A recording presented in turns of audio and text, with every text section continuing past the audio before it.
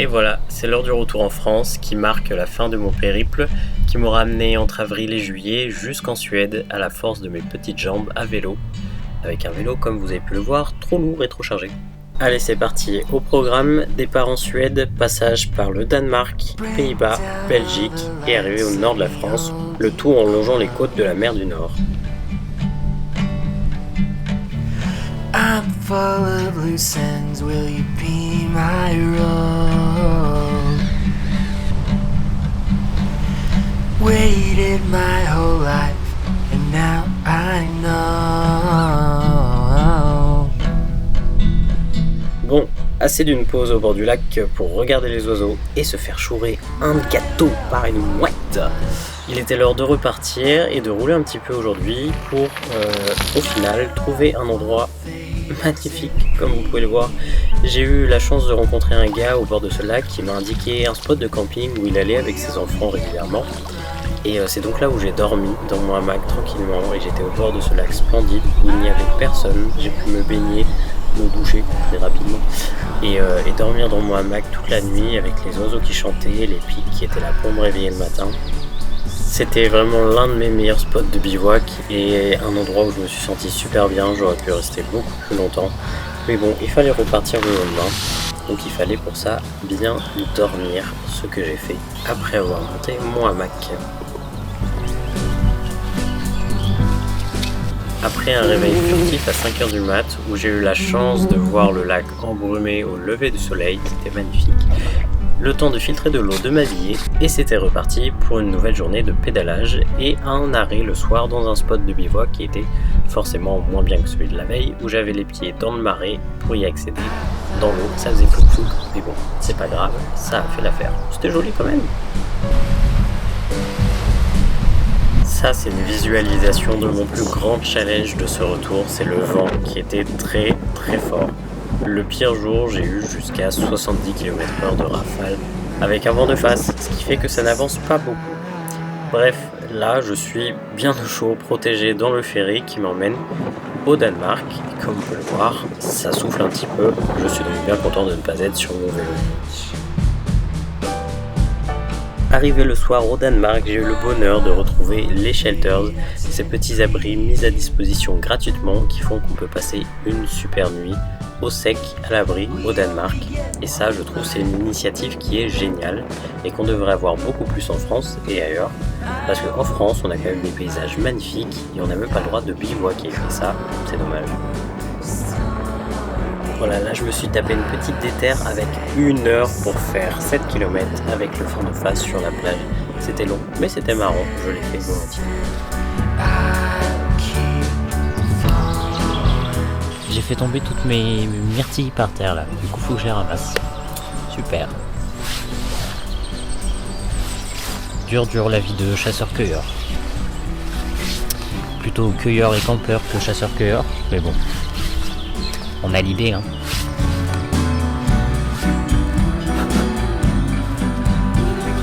Comme je me suis fait chourer le shelter par un groupe de scouts qui l'avait réservé, voilà, ils ont raison. J'ai installé mon hamac et heureusement il a arrêté de pleuvoir pour cette soirée, donc j'ai pu passer une bonne fin de soirée au sec avec une lumière magnifique dans cette forêt. Franchement sympa.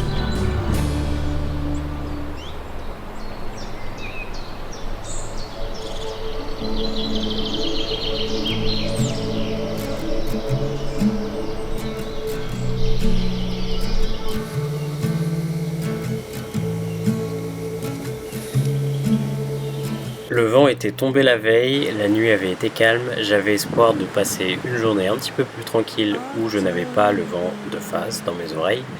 Et malheureusement, j'ai vu que les arbres qui étaient déjà dans les terres loin de la côte se faisaient souffler comme il faut et moi je devais retourner vers la côte.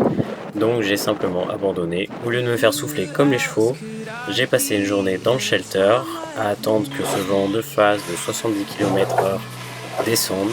Et heureusement c'est arrivé, le vent est tombé et j'ai pu repartir le lendemain, toujours avec du vent, mais au moins je pouvais y aller. C'est parti en voiture Simone.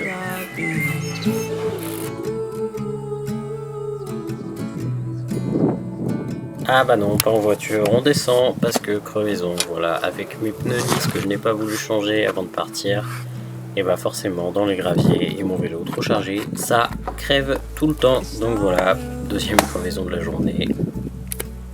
Moi j'accuse mon pneu lisse pour les crevaisons, parce qu'à chaque fois, les 4 fois là, c'est là où le pneu est lisse. Je dis ça, je dirais. Sinon, en vrai, il y a pire comme météo et comme endroit où changer une crevaison. Vue sur la mer, dans la forêt. Voilà, mais c'est tout le temps les chemins de gravier avec le pneu lisse qui font que ça pète, donc on verra. Hein.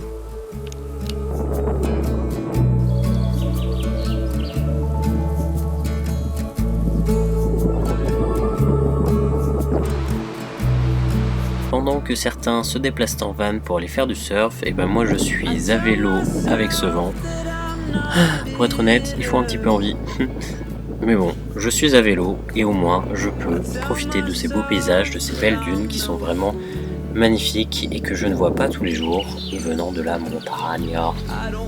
Mais honnêtement, j'aime beaucoup le vélo aussi parce que ça me permet d'aller dans des endroits comme ça, comme ce shelter magnifiquement équipé où je suis seul en plein milieu de la forêt. Et franchement, ça vaut bien un van, je pense.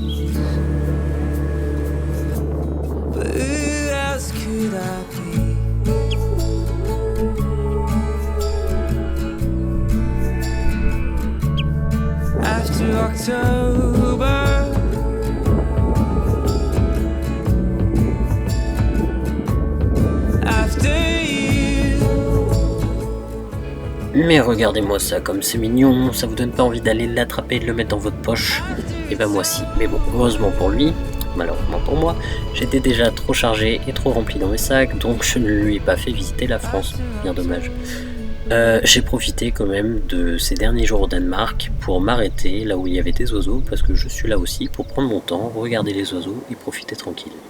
Et ça, c'est très cool. Parce que le soir, après avoir monté une dune de l'enfer, je suis enfin arrivé dans un camping, parce qu'il faut bien se doucher à un moment. Hein. Les forêts c'est très sympathique, mais il n'y a pas d'eau.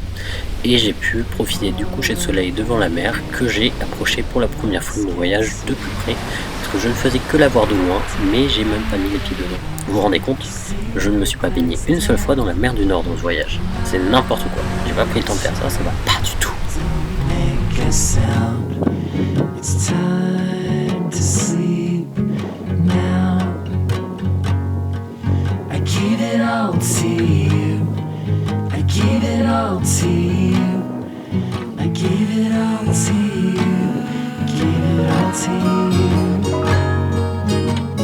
Et comme une fois n'est pas coutume, petite pause oiseau pour bien profiter de mon dernier jour au Danemark et aussi terminer d'observer toutes ces belles dunes avec ces plantes rougeâtres magnifiques que j'avais tout le long de mon chemin.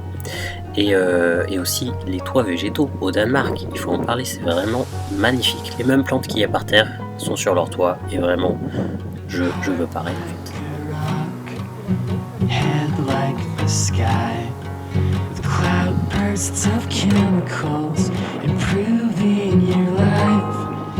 Et pour terminer en beauté ce voyage, en tout cas cette partie dans les pays nordiques, j'ai pu profiter d'un coucher de soleil sublime, vraiment magnifique, dont j'ai pu profiter avant d'aller dormir dans ma petite maisonnette, dans mon petit shelter personnel, car sur les 4, ils étaient tous vides et donc j'avais tout le camp pour moi et ça c'était parfait pour passer une superbe nuit et se réveiller le lendemain pour repédaler le long de la nationale. Voilà, super.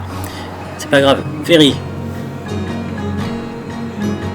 À partir de là, j'étais déjà pratiquement arrivé à mon point de chute à Calais où je devais rendre visite à une amie, mais tout s'est un petit peu accéléré entre l'Allemagne et les Pays-Bas parce que mon vélo ne tenait tout simplement plus la charge. 3 rayons de cassés, toutes mes chambres à air de rechange trouées et irréparables. Le train. Voilà, j'ai sauté une petite partie et je suis arrivé à Amsterdam où j'ai rendu visite également à Daniel avec qui j'étais en woofing en Suède, si vous vous en souvenez que vous avez bien suivi les épisodes. La fin est ensuite passée très très vite car je n'avais qu'à rouler tout droit le long de la côte sur quelques centaines de kilomètres et j'étais déjà arrivé à la fin de mon voyage. Voilà, bisous.